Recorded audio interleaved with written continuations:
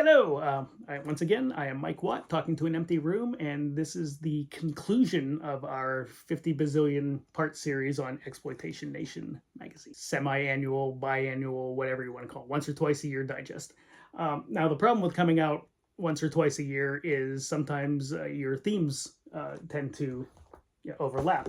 We've done multiple indie filmmaker issues, and then but there's this great reemergence of it thanks to places like Saturn's Core and Vinegar Syndrome and Severin. We're seeing a lot of indie guys who, again, we started with the trenches having their stuff re-released, and this was sort of a way to bray about severe injuries.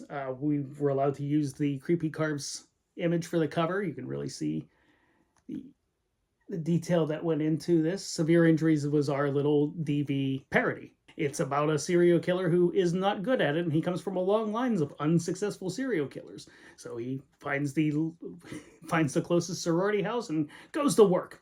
It was picked up by Saturn's Core, and it was our most successful release. And as a matter of fact, I have it on authority that it has been given a second run. And I know for a fact that it sold out because we have the last 10 copies with slipcovers. So that's really impressive for us. So we wanted to, sort of crow about it in our own magazine. We don't plug ourselves a lot in this. And this is sort of one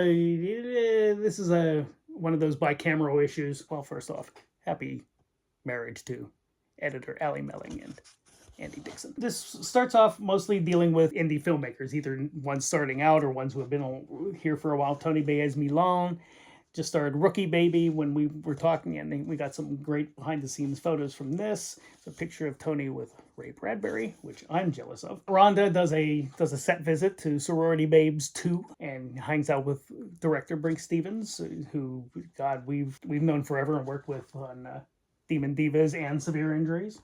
Not to plug myself again, but I'm going to. And then in the middle of the magazine, I decided, and here's something I've wanted to do. I almost did this as just a straight-up issue, another parody issue called That's Just Wrong. You'll recognize this is a rip-off of the National Lampoon cover, and that's what I wanted to do. I mean, jokes you can't tell on the internet. Kids behind the camera for child pornography. Gambling problem? Bet you won't call. I think I will do this as a poster. I don't like the way that it reprinted with the lines. Ryan Hose's layout and design, and I always rely on Ryan to make things look pretty for me. That's Just Wrong is the section where we talk about things that we used to like that we're not quite sure we can or allowed to or we shouldn't anymore. Like Revenge of the Nerds. Remember how sort of liberating Revenge of the Nerds was to us when we were in the 80s and we didn't realize that statutory rape was a thing or a coercion into sex? Yeah, and that's the hero. I'm not going to debate what's comedy and what's not. We look at this as an intellectual exercise. What is wrong and what does it mean to be morally wrong, and can you still be like an edgelord in a point where women are losing their rights and they've stopped talking about Black history in schools and they're banning books? How can you remain a fan of exploitation is really what this issue posits. But I also have a Just Right department too from Ken Kish, who talks about growing up and going to the drive-ins with his family. Ken, if you don't know, runs Cinema Wasteland with Pam, and this is just a really nice nostalgic think piece. There's Ken and Tom Brunner there. He's been my neighbors at Cinema Wasteland for 22 years now. Robert Fries turned in this terrific piece called Tale of the Two Boogans, which I had been sitting on for like 2 years. It was originally for another publication, but I thought it was too good for that one, so we held on to the ebook. Looks fine. We started running the ebooks in color. It's cheaper to run in black and white in print, obviously, but the ebooks all have color photos. And I reached out to Bill Munns, who created the Boogans, and he gave me permission to quote some of his website and use special.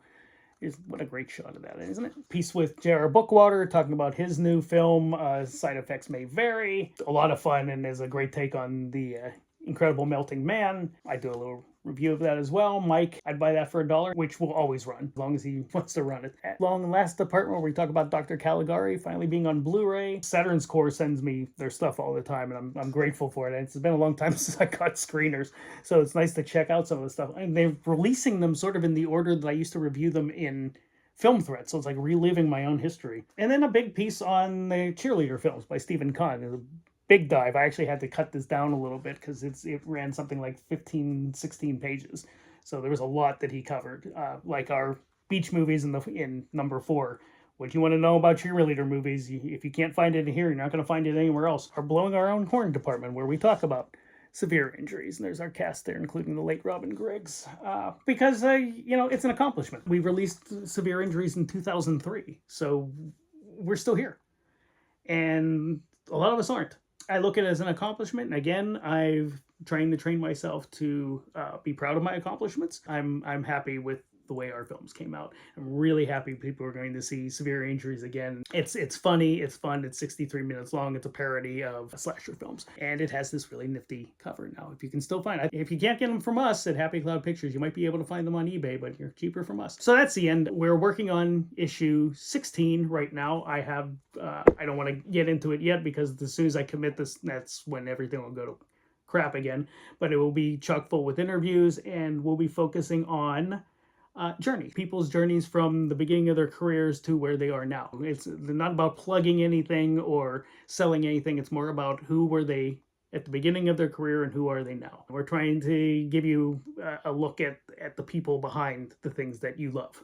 So that's exploitation-nation.com or happycloudpublishing.com or happycloudpictures.net, because everyone needs multiple domains these days. Thanks for watching. I'll be back talking about something else sometime soon. Thanks very much. Take care.